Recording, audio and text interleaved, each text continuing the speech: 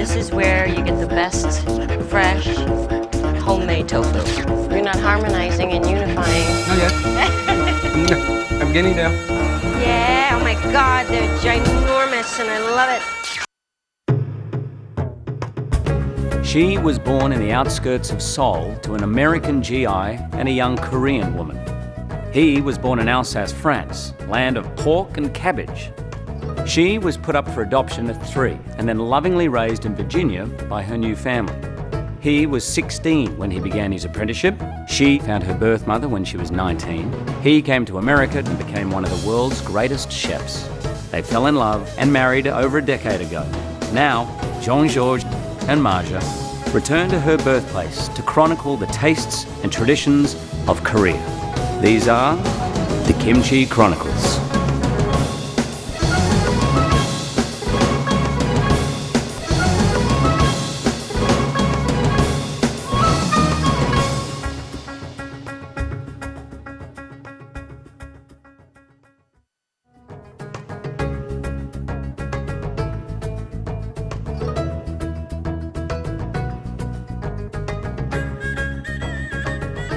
South Korea is a largely rural and rugged peninsula, and close to 2/3 of the land is covered in woodlands and mountains. With this kind of topography, Koreans have had to be tenaciously ingenious to feed their ever-growing population. Take kimchi, ordinary pickled cabbage, no different than sauerkraut. Koreans have given it a spicy punch and a slightly funky fermentation, both of which put a uniquely Korean stamp on this staple item. For bibimbap, nothing more than a bowl of rice with a variety of toppings. With a healthy dollop of gochujang, red pepper paste, it's a dish that's nowadays gaining popularity worldwide. And then there's beef bulgogi, grilled thin slices of marinated meat with rice and a spicy sauce that gets wrapped in lettuce and perilla leaves, just like a burrito. But nowhere is Korean ingenuity more evident than in what they do with one of the simplest and most abundant proteins in the world, the bean. Beans, which can grow just about anywhere, show up regularly throughout Korean cookery. Soybeans are the king of all Korean beans and make their way into just about every single meal. There are fermented beans, jang, that get turned into soy sauce and doenjang, a bean paste that goes into soups and stews and tops meat-filled sams. And then there's tofu. Koreans will tell you that theirs is different and of course better than that of other Asian cuisines. Just 100 miles east of Seoul, the city of Chodang is to Korean tofu what Bordeaux is to French wine.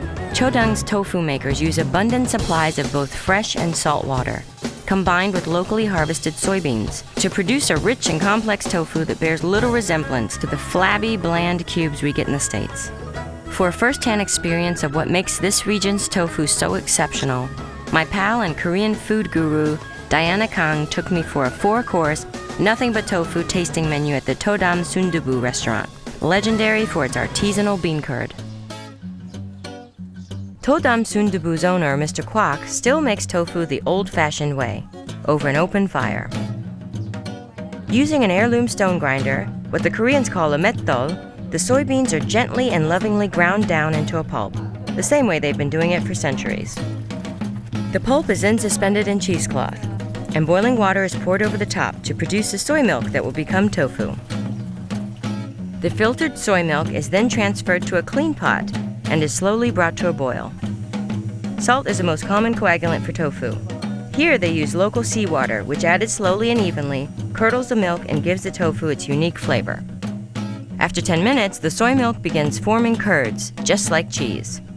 At this point, Mr. Kwok sets aside the soft tofu, or sundubu. Nothing gets thrown away, and Mr. Kwok swears by the leftover liquid as a dishwashing detergent. For firmer tofu, the curds are poured into a cheesecloth-lined wooden mold. Then it's all about getting the excess liquid out. A lid is put on, bricks are laid on top, and finally some good heavy stones. The more weight you add, the more water gets forced out and the firmer the tofu. Liberated from its wooden mold, the tofu here gets one last rinse in fresh water from nearby Lake Gyeongpo. And jang, you're in tofu heaven. This is where you get the best, fresh, homemade tofu. Yes, most of the families make their own tofu here. I don't make it at home. You don't? Ow. Man, I'm disappointed. The food guru doesn't make tofu? No. These days it's easy to get fresh tofu. But before my mother's generation, we always made tofu at home. Today you see sundubu jjigae. This is not made with firm dubu, but this is made with freshly made dubu, which is very soft and loose. Right, it looks delicious. And we season it with vegetables and chili pepper. I've had this in New York with seafood in it, and I don't see any seafood here. This one, you only see mushrooms and scallions and onions. It's delicious. It's a little spicy. You really taste, is this watercress? The green that I'm seeing here? It's Korean form of watercress. You really taste the vegetable. Yes. It tastes like a vegetable soup. And this is really a good meal because, you know, tofu tends to be somewhat bland. Right. So it's hard to eat a lot of it. So good. The next stage is the one that comes firm like this. And this is a, you know, tofu that I'm sure most people are familiar with. And you put a little soy sauce Yes, on and there? then we put a little bit of... Let me cut it for you. One slab for you, one slab for me. I mean, it looks really heavy, but it's not. It's so light. What is that, soy sauce and just scallions chopped up? sesame oil and sesame seed. Young women who want to lose weight, they're Don't tell me using- that. We're gonna eat nothing but tofu this whole trip. Nothing for tofu, because it has a lot of protein. It's really good. I wouldn't miss meat if I ate this. It's because it's freshly made. You can still taste the nutty flavor of the beans. So it hasn't been preserved. That's what before. that taste is. So it's really good. Koreans in general really like sort of spicy taste, but they also like very nutty taste. Right. Spicy, delicious, tofu number 1. Tofu number 2. Fresh, nutty, diet food. Right. We have a third variety of tofu. This is a cold version of the one that you see here in the spicy soup. So soft tofu. Right, soft tofu, Right. just by itself in just tofu water. Okay. You scoop up this cold tofu Right. and add a little bit of soy sauce. That's pretty straightforward. You can have it hot or cold, but today we're serving it cold. I love it cold. It's really, really good. This reminds me of like fresh ricotta. It's got the same type of texture. We've actually now tasted sort of the finer part of tofu. I want to introduce you to pichi, the remaining pulp of the beans, and it's a little more coarse than the fresh tofu. All The right. best way to eat pichi is to put it onto your rice. Okay. And then you take a little bit soy sauce Okay. and you mix it with rice. I always texture thought of- this was almost like Grits? grits. This reminds me of grits. Good, Diana. Now, do most of the restaurants in this area serve this type of meal? Most of the restaurants here specialize in tofu. But because we're also very close to the ocean and the mountains, they Right. serve a lot of mountain vegetables and mushrooms. Delicious. I like all your little secrets, Diana. I'm following you all around Korea. That's good.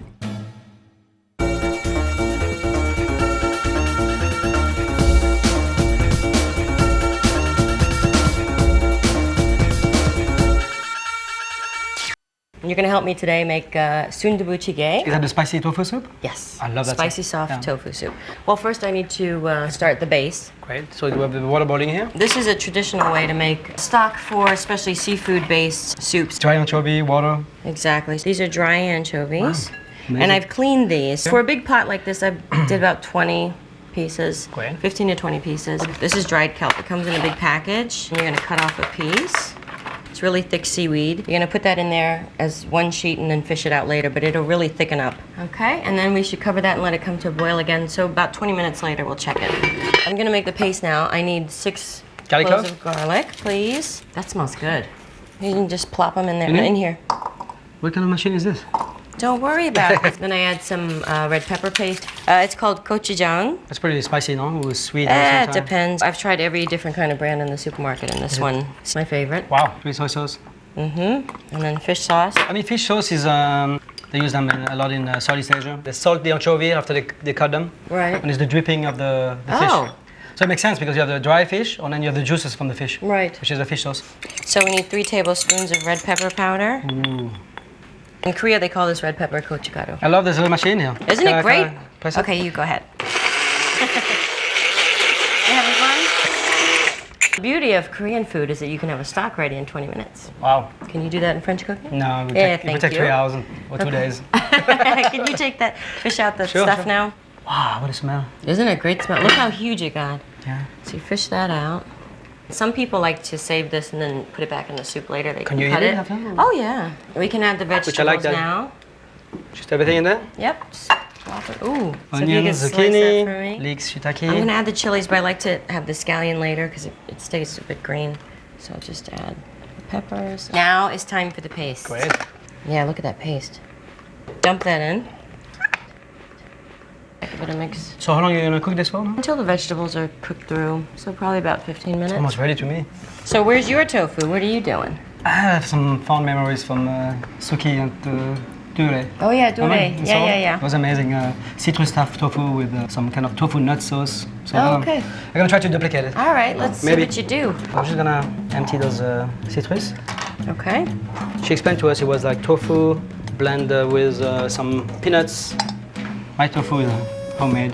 We actually do this at one of the restaurants, so it's like a soft tofu, very creamy. Look at this. That looks good. We're gonna use peanuts. Blend them. Tofu. Wow. Gorgeous. Then sugar. A little sugar. Yeah. Wow. On honey, both. Whoa. Never think to put honey tofu either. Greek yogurt with Right. That's what I'm thinking. honey. Salt. Okay. Lemon juice. I'm not sure how much. A nice spoon. It has to be kind of lemony. Mm-hmm. Yeah. The consistency right now is amazing. Good. That's super easy and quick. It's pretty quick. Tofu is pretty rich in a way, creamy, almost like a yogurt. I think Suki would be proud. I don't know. Yeah. I hope so. More nuts on top. That's beautiful. A little bit of chili flakes, a little pinch. Gorge. Baby chives. A light appetizer or pre-dessert. Beautiful. 2 of them on a plate. How cute is that? Let's check on your soup. Yeah. Forgot about that. I was all See? caught up in your dish. Ooh. Oh my god. Okay. That was We're good. about ready. Ready for the tofu? Yep. I'm gonna take a handful of watercress and Watercress. just give it like a rough chop. This is soft tofu you buy it in a tube. It just very- slips very soft. right out. Absolutely. So sundubu means soft tofu. Scallion. Yep. Just give it a little stir for me. Perfecto. Look at me. that. I love that. Me too. Beautiful. Okay, I'm feeling like I'm at home. It looks amazing. I'm pretty happy with this. Okay, let's test it. It looks amazing. Okay, so I can do a little garnish too. Oh, you took my baby watercress. Yes, I did. Remember, what's yours is mine. It's fantastic. Should we start with the soup? Yeah, let's do that. It's gonna be a couple. But the heat is perfect. Right? Once you This looks get so this one, good. So you can really take the tofu on the. I'm afraid it's gonna spill out. It's so pretty. I don't know if it does it justice. It's reminding me of Suki. Pretty good, huh? Mm-hmm. So what do you think, babe? Tofu's the other white protein? Absolutely. Amazing. I'm in love with tofu for many years. Me too. Love it.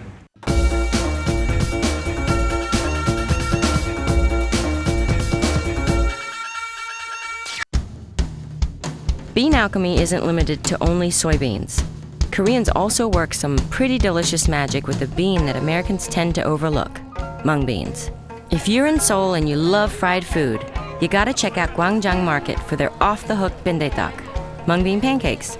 This is comfort food at its simplest and cheapest. Jennifer Flynn, food blogger for Fat Man Seoul, took me to her favorite stall for a taste of this unmitigated, fried, golden deliciousness. 안녕하세요. 안녕하세요. Yeah, oh my God, they're ginormous and I love it. Look, it's talking to me. It's made from ground mung beans. Actually, you can see them over there. She's got just a huge pile of actual mung beans. And you take beans. With a little bit of water. Oh, and you can see it just comes out here. Amazing. You can put anything you want in it. You can put meat or vegetables. 이거 야채 빈대떡이에요? Yeah. So these are vegetable ones. Okay. Those have meat in them. So how long does one of these take to cook? 10 minutes. Oh, 10 minutes. Wow. I wasn't going to make it the 10 minutes. Thankfully, there was a fresh batch with our names written all over it. Served with a simple but mouth-watering dipping sauce of rice vinegar, soy sauce, and chopped onion. How is it? I thought my aunt's was good, but this tastes okay. How do you feel about a beer tonight? Beer's great. I love Beer's beer. great? All right. 네, 맥주 한 잔 주세요. 네, 감사합니다. 서비스, 감사합니다. Okay. Thank you. 건배. 건배. Most days, a killer bindae-tteok and a cold beer suits me just fine. But when JG is around, I tend to refine things a bit. So we headed across town to Yeongsusan, ranked one of Seoul's top restaurants and a veritable temple to the cuisine of Kaesong City. 이 고향은 개성인데 She comes from this town called Kaesong, which is a town in North Korea. Her father was the first person who brought electricity to North Korea. Mrs. Sung-ok Choi started her restaurant as a 53-year-old widow in 1980. And what began as a humble one-woman operation today has grown to an empire of 9 restaurants. But of all this over-the-top Kaesong cooking, what was really amazing was one of the simplest dishes on the menu, jelly made from mung beans that gets expertly cut into noodles as thin as gossamer that are somehow crunchy and soft at the same time. The name for this dish is called tangpyeongchae. This has cucumber and mushrooms, mung beans, okay. and you can mix it together to eat. In Korea, we use lots of soybean sprouts, but here she's using mung bean sprouts. And that's because the region that she comes from has influence from China. Chinese tend to use mung bean sprouts as opposed to soybean sprouts. It's interesting here to have the mung bean jelly noodles and then the fresh mung beans. Right. So And it's you like mix it together and you eat. Amazing. 이거를 그러면은 같이 이렇게 섞어. You have to mix it together like this. Maybe you have to mix it. I know, but I want to try it separately first. Oh, okay. So because it was separate and you mix it together, and that means you mix it together to seek harmony and unity. You're not harmonizing and unifying. Not yet. I'm getting there. Let's try. Wow. There's a play of the One of my temperature here too. The mung beans are kind of warm, and then the salad is kind of cold. So together there's a couple there's temperature as well, and different crunch. Delicious. We hope the tradition continues. Yes. 건배. 건배. Come back. Korean ingenuity, Kaesong style.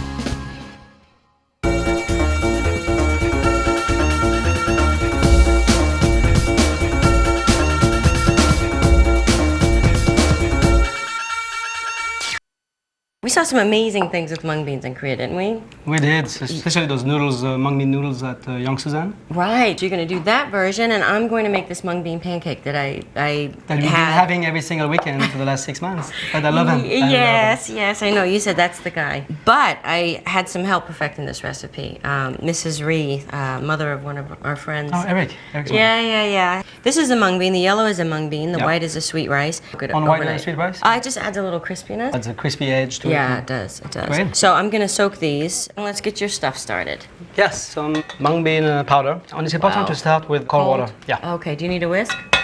No whisk. No. Because you don't want air bubbles in there. Just mix it up. Okay. You see now it's very opaque, Yeah. milky, and it's gonna almost be translucent and thick. It's all about texture in Asia. And I think those noodles are great texture. Yeah, those noodles are amazing. And then it's all about the vinaigrettes or whatever the dressing you put in there Right. to make it tasty. While you're letting this simmer, I'm going to get my mung beans pureed and Great. start these pancakes. Soaked overnight mung beans. And these are drained. Kimchi juice. Yeah, I'm doing a vegetarian version of this pancake. my favorite. Fish sauce. Good. I'm seasoning the batter. Sesame oil. Soy sauce. And then a pinch of salt. Give it a little shake. That's what you're looking for. A lumpy kind of, yeah. Creamy. Exactly. I'm going to add some sour kimchi to this batter. I'm going to fold it in gently. It's ready to go. Really like a pancake batter. It is just a bit chunkier. Okay. You just kind of want to spread it around a little bit. It looks like it's going to fall apart, but it really starts to hold together. And I like my pancakes smaller than she did in the market because they were like the size of this plate. So these don't crisp up all the way through. And this, again, kind of replaces the craving for meat. You know, it's moist on the inside, which is a nice surprise, yeah. So these are ready to flip, and I need 2 spatulas. Look at that, reminding me of Korea. They look amazing. Wow. Can you believe these pancakes are just crushed mung bean Amazing. and rice? It's amazing, and it just holds together. You can see the kimchi through the... Yeah, It looks so good. it's the best part. My noodles are still cooking. Oh, it's really thickening up, my Yeah. goodness. Actually, it's taken up very nicely right now. You really have to watch that. That's not something you could throw in there and walk away from. No. And when it's that color, then you know it's done. Yeah. I'm just gonna pour it into my container, Okay. all the way to the top, and let it cool like this.